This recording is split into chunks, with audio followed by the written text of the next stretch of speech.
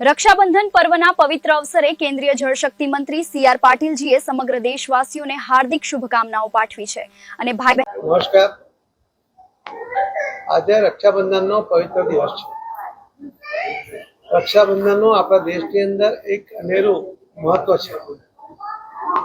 આપણી સંસ્કૃતિમાં પણ રક્ષાબંધનના પર્વને અત્યંત મહત્વનું ગણાવ્યું છે।